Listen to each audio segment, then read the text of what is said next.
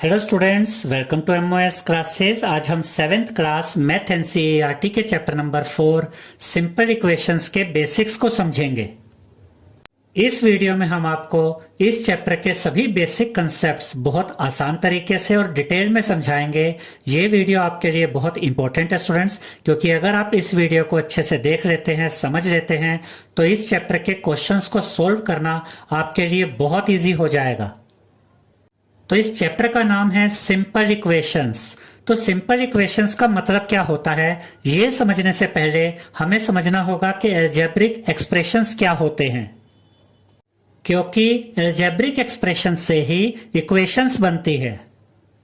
7th class math NCERT का जो 12th chapter है स्टूडेंट्स, उसका नाम है अलजेब्रिक एक्सप्रेशंस। तो 12th चैप्टर में हम आपको अलजेब्रिक एक्सप्रेशन के बारे में डिटेल में समझाएंगे। अभी आप एग्जांपल्स के थ्रू ये समझ लीजिए कि अलजेब्रिक एक्सप्रेशंस को लिखा कैसे जाता है। अब यहां पर देखिए, हमने अलजेब्रिक एक्सप्रेशंस के कुछ एग्जांपल्स लिखे हैं। y-3 x + 5 2 with bracket x + 5 1/2x 3z। ये सभी अलजेब्रिक एक्सप्रेशंस के एग्जांपल्स हैं और आप देख सकते हैं कि इनमें आपको वेरिएबल नजर आ रहे होंगे, जैसे कि यहां पर y वेरिएबल है, यहां पर x वेरिएबल है और यहां पर z वेरिएबल है। अब हम इक्वेशंस को एग्जांपल्स के थ्रू समझेंगे और ये समझेंगे कि इक्वेशंस का क्या मतलब होता है। अब ध्यान से देखिए स्टूडेंट्स कि y-3 = 4 ये एक इक्वेशन है। इक्वेशन का सबसे मेन पार्ट होता है = का साइन। इसी की वजह से इक्वेशन बनती है। इक्वेशन की दो साइड्स होती हैं, left hand side and right hand side. इस इक्वेशन में लेफ्ट हैंड साइड है y-3 और राइट हैंड साइड है 4। इसी तरह से यहां पर इक्वेशन के कुछ एग्जांपल्स और दिए गए हैं, जैसे कि x + 5 = 2 विद ब्रैकेट x - 3। यहां पर इक्वेशन में लेफ्ट हैंड साइड है x + 5 और राइट हैंड साइड है 2 विद ब्रैकेट x - 3। 1/2x = 9। ये भी एक इक्वेशन है जिसमें लेफ्ट हैंड साइड है 1/2x और राइट हैंड साइड है 9। इक्वेशन का एक और एग्जांपल यहां पर है 2x + 7 = 18। इस इक्वेशन की लेफ्ट हैंड साइड है 2x + 7 और राइट हैंड साइड है 18। 5 = 3z। ये भी एक इक्वेशन है जिसमें लेफ्ट हैंड साइड है 5 और राइट हैंड साइड है 3z। 2y + 3 = 5y - 1। ये भी एक इक्वेशन है जिसमें लेफ्ट हैंड साइड है 2y + 3 और राइट हैंड साइड है 5y - 1। अब हम सीखेंगे फॉर्मिंग इक्वेशन फ्रॉम स्टेटमेंट के बारे में। यानी कि अगर आपको स्टेटमेंट दी गई है और आपको उस स्टेटमेंट से इक्वेशन फॉर्म करनी है, यानी कि इक्वेशन बनानी है, तो आप स्टेटमेंट से इक्वेशन कैसे बनाएंगे। हम कुछ एग्जांपल्स के थ्रू ये समझेंगे स्टूडेंट्स कि स्टेटमेंट से इक्वेशन कैसे बनाते हैं। तो पहला एग्जांपल है The sum of 3 times x and 11 is 32। इस स्टेटमेंट में हमसे ये कहा गया स्टूडेंट्स कि 3 times x and 11 का जो सम है वो 32 के इक्वल है। अब यहां पर देखिए, 3 times x का क्या मतलब होता है, x का 3 times, और x का 3 times हम कैसे निकालते हैं, x को 3 से मल्टीप्लाई करके। तो 3 times x के लिए हम यहां पर क्या लिखेंगे, 3x। याद रखिएगा स्टूडेंट्स कि 3x का मतलब होता है 3 × x। उसके बाद हम इसमें ऐड कर देंगे 11 को, क्योंकि हमसे ये कहा गया है कि 3 times x और 11 का जो सम है, यानी कि हमें 3 times x और 11 का सम निकालना है, यानी कि इन दोनों को ऐड करना है। और हमसे ये भी कहा गया है कि 3 times x और 11 का जो सम है वो इक्वल है 32 के। तो यहां पर = का साइन आएगा और यहां पर हम लिखेंगे 32। अब हमें ये इक्वेशन मिल गई है 3x + 11 = 32। तो हमें जो स्टेटमेंट दी गई थी, हमने उस स्टेटमेंट से ये इक्वेशन फॉर्म कर ली है, ये इक्वेशन बना ली है। सेकेंड एग्जांपल में हमसे कहा गया है if you subtract 5 from 6 times a number you get 7। इसका यह मतलब है स्टूडेंट्स कि कोई नंबर है और उस नंबर के 6 टाइम में से अगर आप 5 सब्ट्रैक्ट कर देते हैं, 5 माइनस कर देते हैं, तो आपको आंसर मिलता है 7। और अब हमें इस स्टेटमेंट से एक इक्वेशन फॉर्म करनी है, एक इक्वेशन बनानी है। अब जैसा कि क्वेश्चन में हमसे कहा गया है कि कोई नंबर है, तो हम इस नंबर को लेट कर लेंगे कि ये नंबर x है, यानी कि हम मान लेंगे कि ये नंबर x है। तो इसके सॉल्यूशन में हम लिखेंगे let the number be x। और क्वेश्चन में हमसे ये कहा गया है कि अगर हम इस नंबर के 6 टाइम्स में से 5 सब्ट्रैक्ट कर दे तो हमें आंसर मिलता है 7। तो यहां पर हम लिखेंगे 6x minus 5 is equal to 7, यानी कि एक नंबर है x और अगर इस नंबर के 6 टाइम में से यानी कि 6x में से हम माइनस कर देते हैं, सब्ट्रैक्ट कर देते हैं 5 को, तो हमें आंसर मिलता है 7 के इक्वल। तो हमने इस स्टेटमेंट से ये इक्वेशन फॉर्म कर ली है, 6x minus 5 is equal to 7। Next example है 1/4 of m is 3 more than 7। इसका यह मतलब है स्टूडेंट्स कि m का 1/4 7 से 3 ज्यादा है। जैसे कि मान लीजिए कि हम कहते हैं कि 10 6 से 4 ज्यादा है, तो इसे हम कैसे लिख सकते हैं एक इक्वेशन की तरह, 10 माइनस 6 इज इक्वल टू 4। और आप यहां पर देख सकते हैं कि 10 6 से 4 ज्यादा है। अब यहां पर ध्यान से देखिए स्टूडेंट्स, 10 की जगह यहां पर क्या है, m का 1/4, 6 की जगह यहां पर क्या है 7 और 4 की जगह यहां पर क्या है 3। तो जैसा हमने यहां पर लिखा कि अगर 10 6 से 4 ज्यादा है तो यहां हम लिखेंगे 10 माइनस 6 इज इक्वल टू 4। तो यहां पर देखिए हमसे जैसा कि कहा गया है कि m का 1/4 7 से 3 ज्यादा है, तो यहां पर हम लिखेंगे m का 1/4 यानी कि 1/4m minus 7 is equal to 3, यानी कि m का 1/4 7 से 3 ज्यादा है। तो इस तरह से हमने इस स्टेटमेंट से ये इक्वेशन फॉर्म कर ली है और ये इक्वेशन है 1/4m minus 7 is equal to 3। यहां पर एक बात और याद रखिएगा स्टूडेंट्स कि 1/4m को आप ऐसे भी लिख सकते हैं 1/4 multiply by m। Next example है 1/3 of a number plus 5 is 8। इसका यह मतलब है स्टूडेंट्स कि एक नंबर है और इस नंबर के 1/3 में अगर हम 5 प्लस कर दे यानी कि 5 ऐड कर दे तो हमें आंसर मिलता है 8। तो इसके सॉल्यूशन में हम लिखेंगे let the number be x, यानी कि जिस नंबर की यहां पर बात की गई है हमने उस नंबर को x मान लिया है। अब हमसे यहां पर कहा गया है कि इस नंबर के 1/3 में अगर हम 5 ऐड करें तो हमें आंसर 8 मिलता है। तो यहां पर हम लिखेंगे 1/3x यानी कि x का 1/3 और उसमें प्लस करेंगे 5 को, तो ये आंसर आएगा 8 के इक्वल। तो इस स्टेटमेंट से हमने ये इक्वेशन फॉर्म कर ली है और ये इक्वेशन है 1/3x plus 5 is equal to 8। इस वीडियो में हम जितने भी एग्जाम्पल्स आपको समझाएंगे स्टूडेंट्स, उन सभी एग्जाम्पल्स को आप बहुत अच्छे से समझिएगा। इन एग्जाम्पल्स को समझने के बाद इस चैप्टर का कोई भी क्वेश्चन आप आसानी से सॉल्व कर सकते हैं। अब हम समझेंगे फॉर्मिंग स्टेटमेंट फ्रॉम इक्वेशन के बारे में। यानी कि अगर आपको इक्वेशन दी गई है और आपको इक्वेशन से स्टेटमेंट फॉर्म करनी है यानी कि स्टेटमेंट बनानी है, तो आप इक्वेशन से स्टेटमेंट कैसे बनाएंगे। याद रखिएगा स्टूडेंट्स कि जब आप इक्वेशन से स्टेटमेंट बनाते हैं तो आपका आंसर दूसरों से डिफरेंट हो सकता है, क्योंकि सभी अपनी वर्डिंग्स में स्टेटमेंट लिखते हैं। तो इस पहले एग्जाम्पल में हमने 2 तरह से स्टेटमेंट को लिखकर दिखाया है। तो फर्स्ट एग्जाम्पल में हमें ये इक्वेशन दी गई है x minus 5 is equal to 9 और हमें इस इक्वेशन से स्टेटमेंट बनानी है।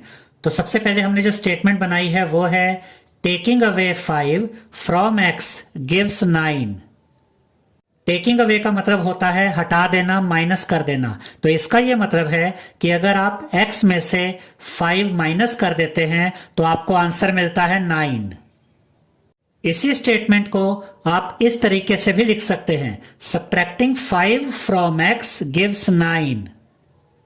इसका भी वही मतलब है जो इस स्टेटमेंट का मतलब था कि अगर आप x में से 5 को सब्ट्रैक्ट करते हैं, यानी कि अगर आप x में से 5 को माइनस करते हैं तो आपको आंसर मिलता है 9। तो इस तरह से हमने इस इक्वेशन से स्टेटमेंट फॉर्म कर ली है। नेक्स्ट एग्जांपल में हमें दिया गया है 5p इज इक्वल टू 20। यहां पर आप देख सकते हैं स्टूडेंट्स कि p का 5 टाइम 20 के इक्वल है। अब हम इस इक्वेशन से स्टेटमेंट बनाएंगे, तो हम यहां पर लिखेंगे 5 times a number p is 20, यानी कि एक नंबर है p और इस नंबर p का 5 टाइम्स 20 के इक्वल है। नेक्स्ट एग्जांपल में हमें दिया गया है 3n plus 7 is equal to 1। इसका यह मतलब है स्टूडेंट्स कि अगर हम n के 3 टाइम्स में 7 ऐड करें तो जो आंसर आता है वो 1 के इक्वल होता है। अब हम इस इक्वेशन से स्टेटमेंट बनाएंगे, तो यहां पर हम लिखेंगे add 7 to 3 times n gives 1। इसका यह मतलब है कि अगर आप n के 3 टाइम्स में 7 ऐड करते हैं तो आपको आंसर मिलता है 1। नेक्स्ट एग्जांपल में हमें दिया गया है m upon 5 minus 2 is equal to 6। इसका यह मतलब है स्टूडेंट्स कि अगर आप m के 1/5 में से माइनस करते हैं 2 को तो आपको आंसर मिलता है 6 के इक्वल। यहां पर ध्यान से समझिएगा स्टूडेंट्स कि m अपॉन 5 को आप 1/5 इंटू m भी लिख सकते हैं, यानी कि आप m अपॉन 5 बोलिए या 1/5 इंटू m बोलिए, बात एक ही है। क्योंकि अगर आप m को मल्टीप्लाई करेंगे 1 से तो आपको क्या मिलेगा, m इंटू 1 यानी कि m अपॉन 5, यानी जब आप इसको सॉल्व करेंगे तो वापस आपको m अपॉन 5 ही मिल जाएगा। अब हम कह सकते हैं कि m अपॉन 5 का मतलब है m का 1/5, यानी कि अगर हम m के 1/5 में से माइनस करते हैं 2 को तो हमें आंसर मिलता है 6। अब हम इस इक्वेशन से ये स्टेटमेंट बनाएंगे, तो यहां पर हम लिखेंगे subtract 2 from 1/5 of a number m gives 6, यानी कि एक नंबर है m और अगर हम m के 1/5 में से 2 को सब्ट्रैक्ट कर देते हैं, यानी कि 2 को माइनस कर देते हैं, तो हमें आंसर मिलता है 6। तो इस तरह से हमने इस इक्वेशन से स्टेटमेंट बना ली है। अब हम समझेंगे सॉल्विंग एन इक्वेशन के बारे में, यानी कि इक्वेशन को सॉल्व कैसे किया जाता है। हम इसके 3 मेथड देखेंगे। याद रखिएगा स्टूडेंट्स कि इक्वेशन को सॉल्व करने का यह मतलब होता है कि इक्वेशन में जो वेरिएबल हमें दिया गया होता है हमें उस वेरिएबल की वैल्यू फाइंड करनी होती है। अगर हम वेरिएबल की वैल्यू फाइंड कर लेते हैं तो हम कह सकते हैं कि हमने इक्वेशन को सॉल्व कर लिया है। तो इक्वेशन को सॉल्व करने का पहला मेथड है ट्रायल एंड एरर मेथड। अगर आपको किसी क्वेश्चन में यह लिखा हुआ आ जाए स्टूडेंट्स कि आपको इक्वेशन को सॉल्व करना है ट्रायल एंड एरर मेथड से, तब आप इस मेथड को यूज करेंगे। अब हम एक एग्जांपल के थ्रू ये समझेंगे कि ट्रायल एंड एरर मेथड से आप इक्वेशन को कैसे सॉल्व कर सकते हैं। तो इस एग्जांपल में हमसे कहा गया है solve the following equation by trial and error method, और इक्वेशन हमें दी गई है 3p + 2 इज इक्वल टू 11। याद रखिएगा स्टूडेंट्स कि जब आप ट्रायल एंड एरर मेथड से किसी इक्वेशन को सॉल्व करते हैं तो उस इक्वेशन में जो वेरिएबल दिया जाता है हमें उस वेरिएबल की जगह अलग अलग वैल्यू को पुट करके देखना होता है। जैसे कि इस इक्वेशन में हमें वेरिएबल p दिया गया है तो हम p की जगह अलग अलग वैल्यू को पुट करके देखेंगे। आप p की जगह 0 भी रख सकते हैं, 1 भी रख सकते हैं, 2 भी रख सकते हैं, 3 भी रख सकते हैं, यानी कि p की जगह आप कोई भी वैल्यू पुट करके देख सकते हैं। और यहां पर आपको यह ध्यान रखना होता है कि जब आप वेरिएबल की जगह, जैसे कि यहां पर p वेरिएबल है, तो अगर आप यहां पर p वेरिएबल की जगह कोई वैल्यू पुट करते हैं तो क्या उस वैल्यू को पुट करने से लेफ्ट हैंड साइड और राइट हैंड साइड इक्वल आई या नहीं। और अगर वेरिएबल की जगह कोई वैल्यू पुट करने से इक्वेशन की लेफ्ट हैंड साइड और राइट हैंड साइड इक्वल हो जाती है तो उससे हमें वेरिएबल की वैल्यू पता चल जाती है और हम कहते हैं कि हमने इस इक्वेशन को सॉल्व कर लिया है। तो इसके सॉल्यूशन में अब हम लिखेंगे put p is equal to 1 in LHS, यानी कि इस इक्वेशन की लेफ्ट हैंड साइड में, लेफ्ट हैंड साइड कौन सी है 3p प्लस 2, हम लेफ्ट हैंड साइड में p की वैल्यू 1 रखेंगे। यहां पर हम लिखेंगे LHS is equal to 3p plus 2, क्योंकि इस इक्वेशन की जो LHS है, जो लेफ्ट हैंड साइड है, वो है 3p प्लस 2। अब हम यहां पर p की जगह क्या रखेंगे 1 रखेंगे, तो 3 अपनी जगह पर रहेगा और 3p का मतलब होता है 3 मल्टीप्लाई बाय p, तो यहां पर मल्टीप्लाई का साइन आएगा और p की जगह हम रखेंगे 1, ये प्लस एज इट इज रहेगा और ये 2 भी एज इट इज रहेगा। जब आप 3 को मल्टीप्लाई करेंगे 1 से तो आपको मिलेगा 3, तो यहां पर आप लिखेंगे 3, प्लस का साइन एज इट इज आएगा और ये 2 भी एज इट इज आएगा। जब आप 3 को ऐड करेंगे 2 के साथ तो आपको मिलेगा 5, तो यहां पर आप लिखेंगे 5। अब ध्यान से समझिएगा स्टूडेंट्स कि जब हमने लेफ्ट हैंड साइड में p की वैल्यू 1 रखी तो लेफ्ट हैंड साइड का आंसर आया 5, जबकि राइट हैंड साइड कितनी है 11, यानी कि लेफ्ट हैंड साइड में p की वैल्यू 1 रखने पर लेफ्ट हैंड साइड और राइट हैंड साइड इक्वल नहीं आई, इसलिए यहां पर हम लिखेंगे LHS is not equal to RHS। इससे हमें यह पता चल गया कि p इज इक्वल टू 1 इस इक्वेशन का सॉल्यूशन नहीं है। इसके बाद हम लिखेंगे put p is equal to 2 in LHS, यानी कि अब हम लेफ्ट हैंड साइड में p की वैल्यू 2 पुट करके देखेंगे और ये चेक करेंगे कि p की वैल्यू 2 रखने पर लेफ्ट हैंड साइड और राइट हैंड साइड इक्वल आती है या नहीं। तो यहां पर हम लिखेंगे LHS is equal to 3p plus 2, 3 as it is आएगा, उसके साथ ही मल्टीप्लाई का साइन आएगा क्योंकि 3p का मतलब होता है 3 मल्टीप्लाई बाय p, और p की जगह यहां पर हम p की वैल्यू रखेंगे 2, प्लस एज इट इज आएगा और ये 2 भी एज इट इज आएगा। जब आप 3 को मल्टीप्लाई करेंगे 2 के साथ तो आपको मिलेगा 6, तो यहां पर आप लिखेंगे 6, प्लस का साइन एज इट इज आएगा और ये 2 भी एज इट इज आएगा। जब आप 6 और 2 को ऐड करेंगे तो आपको मिलेगा 8, तो यहां पर आप लिखेंगे 8।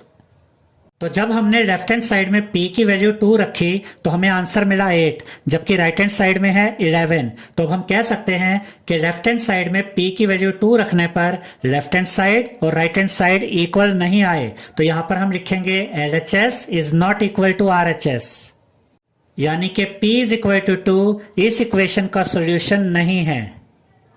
अब हम लिखेंगे put p is equal to 3 in LHS, यानी कि अब हम इस इक्वेशन की लेफ्ट हैंड साइड में p की वैल्यू 3 रखकर देखेंगे। तो यहां पर हम लिखेंगे LHS is equal to 3p plus 2, 3 as it is आएगा, उसके साथ ही मल्टीप्लाई का साइन आएगा, p की जगह हम p की वैल्यू रखेंगे यानी कि 3, प्लस का साइन एज इट इज आएगा और 2 एज इट इज आएगा।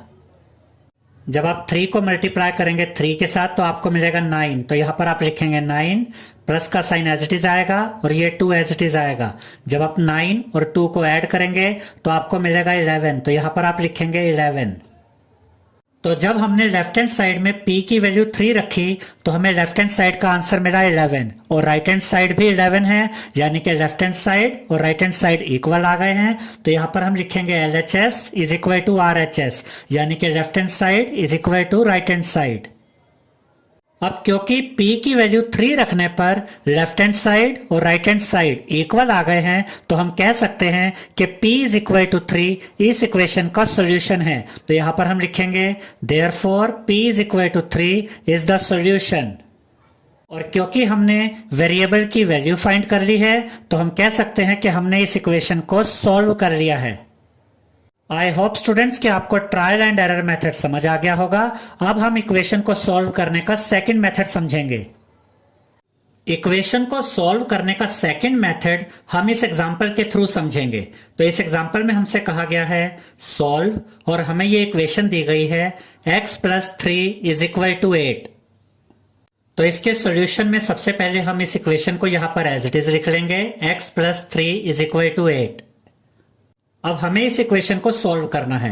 इक्वेशन को सॉल्व करने का मतलब होता है कि इक्वेशन में जो वेरिएबल हमें दिया गया है, जैसे कि यहां पर आप देख सकते हैं कि हमें वेरिएबल x दिया गया है, तो हमें इस वेरिएबल x की वैल्यू फाइंड करनी है। तो x के साथ जो भी एक्स्ट्रा है हम उसे हटा देंगे। अब यहां पर आप देख सकते हैं स्टूडेंट्स कि इस इक्वेशन में लेफ्ट हैंड साइड में x के साथ है प्लस 3, तो अगर हम लेफ्ट हैंड साइड से 3 को माइनस कर दें तो यहां से ये 3 से 3 कैंसिल आउट हो जाएगा। लेकिन आपको यह भी याद रखना है कि अगर आप लेफ्ट हैंड साइड से 3 माइनस करते हैं तो आपको राइट हैंड साइड से भी 3 माइनस करना होगा। याद रखिएगा स्टूडेंट्स कि अगर आप किसी इक्वेशन में लेफ्ट हैंड साइड में कोई नंबर ऐड करते हैं तो राइट हैंड साइड में भी आपको वो नंबर ऐड करना होता है। अगर आप लेफ्ट हैंड साइड से कोई नंबर माइनस करते हैं तो आपको राइट हैंड साइड से भी वही नंबर माइनस करना होता है। और अगर आप लेफ्ट हैंड साइड को किसी नंबर से मल्टीप्लाई करते हैं तो राइट हैंड साइड को भी उसी नंबर से मल्टीप्लाई करना होता है। और अगर आप लेफ्ट हैंड साइड को किसी नंबर से डिवाइड करते हैं तो राइट हैंड साइड को भी उसी नंबर से डिवाइड करना होता है। तो अगर हम यहां पर लेफ्ट हैंड साइड से 3 माइनस करेंगे तो राइट हैंड साइड से भी हमें 3 माइनस करना होगा। तो यहां पर हम लिखेंगे सब्ट्रैक्टिंग 3 फ्रॉम बोथ साइड्स, यानी कि हम दोनों साइड से 3 सब्ट्रैक्ट कर रहे हैं, 3 माइनस कर रहे हैं। तो ये x प्लस 3 तो यहां पर एज इट इज आ जाएगा और इसमें से हम 3 माइनस कर देंगे। इज इक्वल टू का साइन एज इट इज आएगा, ये 8 भी एज इट इज आएगा और 8 में से भी हम 3 माइनस कर देंगे। अब देखिए स्टूडेंट्स कि इस 3 से ये 3 कैंसिल हो जाएगा तो यहां पर x बचेगा, तो ये x यहां पर एज इट इज आ जाएगा। इज इक्वल टू का साइन भी यहां पर एज इट इज आ जाएगा। और जब आप 8 में से 3 माइनस करेंगे तो आपको मिलेगा 5, तो यहां पर आप लिखेंगे 5। तो x की वैल्यू हमें मिल गई है 5, यानी कि हमने इस इक्वेशन को सॉल्व कर लिया है। तो इस एग्जांपल में हमने ये सीखा स्टूडेंट्स कि अगर आपको किसी इक्वेशन को सॉल्व करना है, यानी कि उस इक्वेशन में जो वेरिएबल है उसकी वैल्यू फाइंड करनी है, तो वेरिएबल के साथ जो एक्स्ट्रा है हमें उसे हटाना होता है। अब हम नेक्स्ट एग्जांपल देखेंगे सॉल्व, और यहां पर इक्वेशन हमें दी गई है x minus 2 is equal to 10, यानी कि हमें इस इक्वेशन को सॉल्व करना है, यानी कि यहां पर जो वेरिएबल हमें दिया गया है उस वेरिएबल x की वैल्यू हमें फाइंड करनी है। तो इसके सॉल्यूशन में सबसे पहले हम इस इक्वेशन को यहां पर एज इट इज लिख लेंगे x minus 2 is equal to 10। यहां पर आप देख सकते हैं स्टूडेंट्स कि x के साथ -2 है, तो -2 को यहां से हटाने के लिए हम लेफ्ट हैंड साइड में 2 को ऐड कर देंगे, जिससे 2 से 2 कैंसिल हो जाएगा। और क्योंकि हम लेफ्ट हैंड साइड में 2 ऐड करेंगे तो राइट हैंड साइड में भी हम 2 ऐड करेंगे। तो यहां पर हम लिखेंगे एडिंग 2 टू बोथ साइड्स, यानी कि हम दोनों साइड्स में 2 ऐड कर रहे हैं। ये x माइनस 2 यहां पर एज इट इज आएगा और इसके साथ हम 2 को ऐड कर देंगे। इज इक्वल टू का साइन भी एज इट इज आएगा और ये 10 भी यहां पर एज इट इज आएगा और 10 के साथ भी हम 2 को ऐड कर देंगे। अब यहां पर आप देख सकते हैं स्टूडेंट्स कि इस 2 से ये 2 कैंसिल हो जाएगा, यहां पर x बचेगा, तो यहां पर हम x लिखेंगे।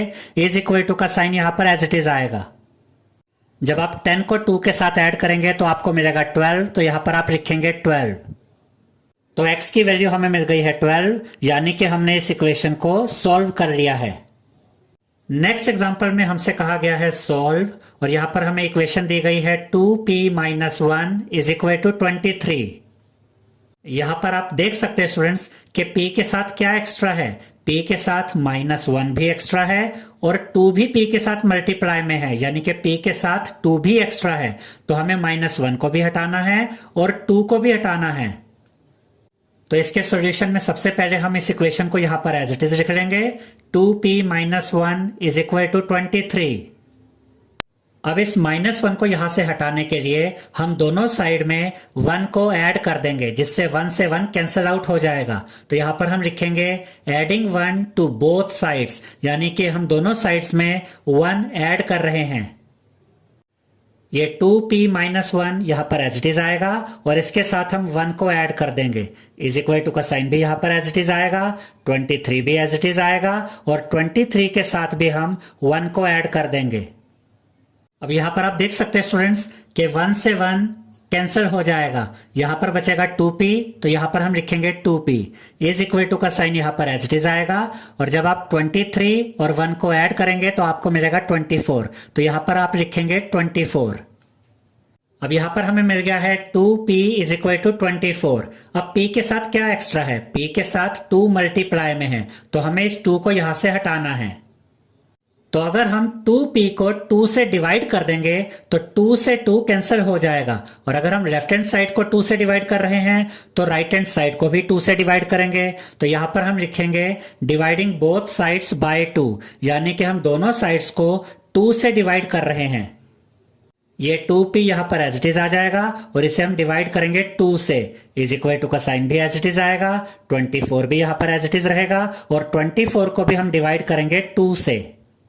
अब देखिए स्टूडेंट्स कि 2 से 2 कैंसिल आउट हो जाएगा, 2 1 द 2 एंड 2 1 द 2।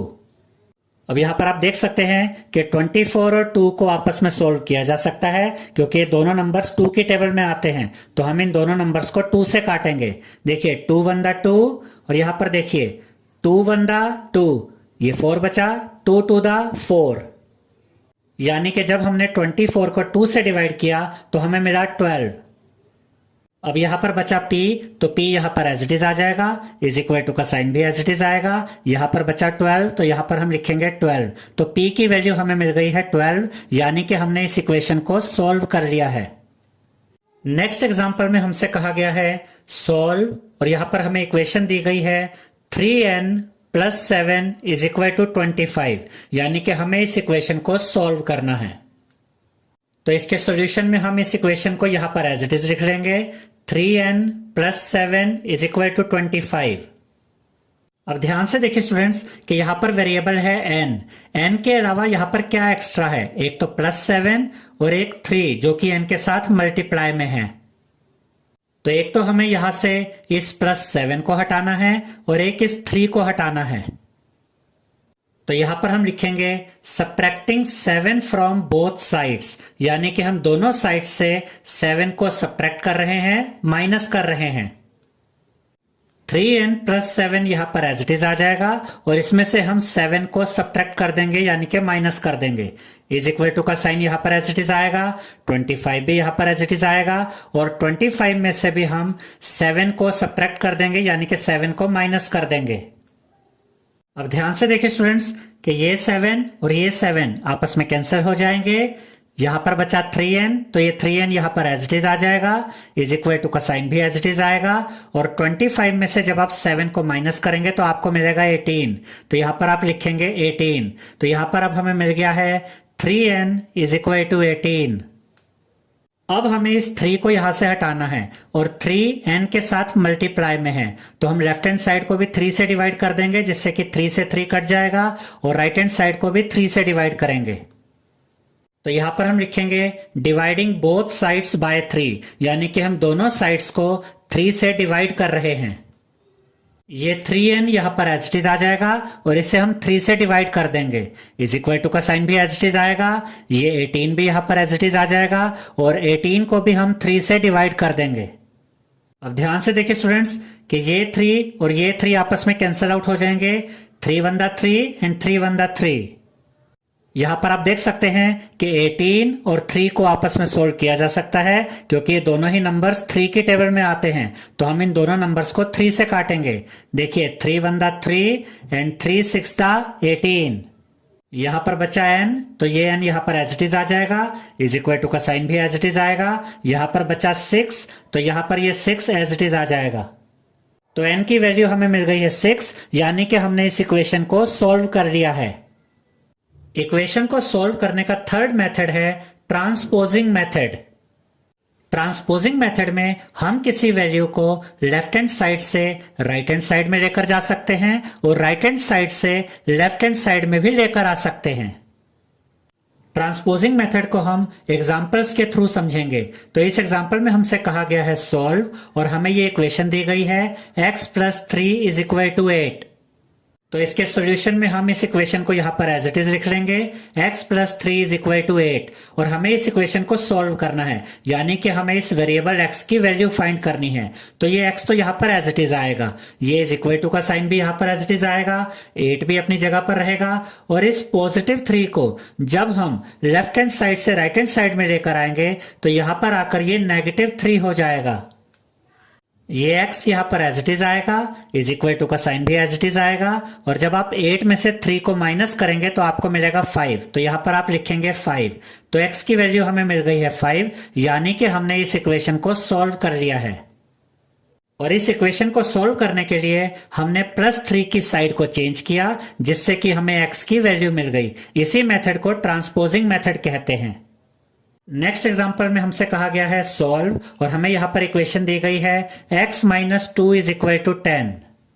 तो इसके सॉल्यूशन में हम इस इक्वेशन को यहाँ पर एज इट इज लिख लेंगे, x minus 2 is equal to 10, और हमें इस इक्वेशन को सॉल्व करना है, यानी कि हमें वेरिएबल x की वैल्यू फाइंड करनी है। तो x के अलावा जो भी यहाँ पर वैल्यू है उसे हम राइट हैंड साइड में ले आएंगे। तो ये x यहाँ पर एज इट इज रहेगा, इज इक्वल टू का साइन भी एज इट इज आएगा, ये 10 भी अपनी जगह पर रहेगा, और -2 को जब आप लेफ्ट हैंड साइड से राइट हैंड साइड में लेकर आएंगे तो राइट हैंड साइड में आकर ये +2 हो जाएगा। अब ये x यहाँ पर एज इट इज आएगा, इज इक्वल टू का साइन भी एज इट इज आएगा, और जब आप 10 और 2 को ऐड करेंगे तो आपको मिलेगा 12। तो यहाँ पर आप लिखेंगे 12। तो x की वैल्यू हमें मिल गई है 12, यानी कि हमने इस इक्वेशन को सॉल्व कर लिया है। इस एग्जाम्पल में हमसे कहा गया है सॉल्व, और हमें इक्वेशन दी गई है 2p minus 1 is equal to 23। तो इसके सॉल्यूशन में हम इस इक्वेशन को यहाँ पर एज इट इज लिख लेंगे, 2p minus 1 is equal to 23। ये 2p यहाँ पर एज इट इज आएगा, इज इक्वल टू का साइन भी एज इट इज आएगा, 23 भी अपनी जगह पर रहेगा। -1 को जब हम लेफ्ट हैंड साइड से राइट हैंड साइड में लेकर आएंगे तो यहाँ पर आकर ये +1 हो जाएगा। 2p यहाँ पर एज इट इज आ जाएगा, इज इक्वल टू का साइन भी एज इट इज आएगा, और जब आप 23 और 1 को ऐड करेंगे तो आपको मिलेगा 24। तो यहाँ पर आप लिखेंगे 24। तो अब हमें मिल गया है 2p इज इक्वल टू 24। अब हमें तो वेरिएबल p की वैल्यू फाइंड करनी है, तो p को यहाँ पर हम एज इट इज रखेंगे, इज इक्वल टू का साइन भी एज इट इज आएगा, 24 भी अपनी जगह पर रहेगा, और 2 यहाँ पर p के साथ मल्टीप्लाई में है। जब हम इस 2 को राइट हैंड साइड में लेकर आएंगे तो यहाँ पर आकर ये डिवाइड में आ जाएगा। अब ध्यान से देखिए स्टूडेंट्स कि 24 और 2 को आपस में सोल्व किया जा सकता है, क्योंकि ये दोनों नंबर्स 2 की टेबल में आते हैं। तो हम इन दोनों नंबर्स को 2 से काटेंगे। अब देखिए 2 1 2, और यहां पर देखिए 2 1 2, क्या बचा 4, 2 2 4। तो जब हमने 24 को 2 से डिवाइड किया तो हमें मिला 12। तो यहां पर हम लिखेंगे p इज इक्वल टू 12। तो p की वैल्यू हमें मिल चुकी है, यानी कि हमने इस इक्वेशन को सॉल्व कर लिया है। इस एग्जांपल में हमसे कहा गया है solve 3n plus 7 is equal to 25, यानी कि हमें इस इक्वेशन को सॉल्व करना है। तो इसके सॉल्यूशन में हम इस इक्वेशन को यहां पर एज इट इज लिख लेंगे, 3n plus 7 is equal to 25। 3n को यहां पर हम एज इट इज रखेंगे, इज इक्वल टू का साइन भी एज इट इज आएगा, 25 भी अपनी जगह पर रहेगा, और जब हम +7 को राइट हैंड साइड में लेकर आएंगे तो यहां पर आकर ये -7 हो जाएगा।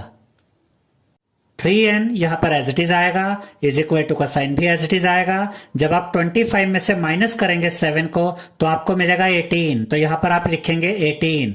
तो अब हमें मिल गया है 3n इज इक्वल टू 18। अब हमें तो n की वैल्यू फाइंड करनी है, तो n यहाँ पर एज इट इज आएगा, इज इक्वल टू का साइन भी एज इट इज आएगा, 18 को भी अपनी जगह पर रखेंगे, और 3 यहाँ पर n के साथ मल्टीप्लाई में है। तो जब हम 3 को राइट हैंड साइड में लेकर आएंगे तो ये 3 डिवाइड में आ जाएगा। अब ध्यान से देखिए स्टूडेंट्स कि 18 और 3 को आपस में सोल्व किया जा सकता है, क्योंकि ये दोनों नंबर्स 3 की टेबल में आते हैं। तो हम इन दोनों नंबर्स को 3 से काटेंगे। अब देखिए 3 1 3, और यहां पर देखिए 3 6 18। तो जब हमने 18 को 3 से डिवाइड किया तो हमें मिला 6। तो यहां पर हम लिखेंगे n इज इक्वल टू 6। तो n की वैल्यू हमें मिल चुकी है, यानी कि हमने इस इक्वेशन को सॉल्व कर लिया है। इस एग्जांपल में हमसे कहा गया है सॉल्व, और यहां पर इक्वेशन दी गई है x/2 इज इक्वल टू 3। हमें इस इक्वेशन को सोल्व करना है, यानी कि वेरिएबल x की वैल्यू फाइंड करनी है। तो इसके सॉल्यूशन में हम इस इक्वेशन को यहां पर एज इट इज लिख लेंगे, x/2 इज इक्वल टू 3। ये x यहां पर एज इट इज आएगा, इज इक्वल टू का साइन भी एज इट इज आएगा, 3 भी अपनी जगह पर रहेगा, और यहां पर आप देख सकते हैं स्टूडेंट्स कि 2 डिवाइड में है। जब हम 2 को राइट हैंड साइड में लेकर आएंगे तो यहां पर आकर ये 3 के साथ मल्टीप्लाई में आ जाएगा। तो यहां पर हम लिखेंगे 3 मल्टीप्लाई बाय 2। जब आप 3 को मल्टीप्लाई करेंगे 2 से तो आपको मिलेगा 6। तो यहां पर आप लिखेंगे x इज इक्वल टू 6। तो हमें x की वैल्यू मिल गई है, यानी कि हमने इस इक्वेशन को सॉल्व कर लिया है। याद रखिएगा स्टूडेंट्स कि ट्रांसपोजिंग मेथड में हम वैल्यू की साइड चेंज कर रहे हैं।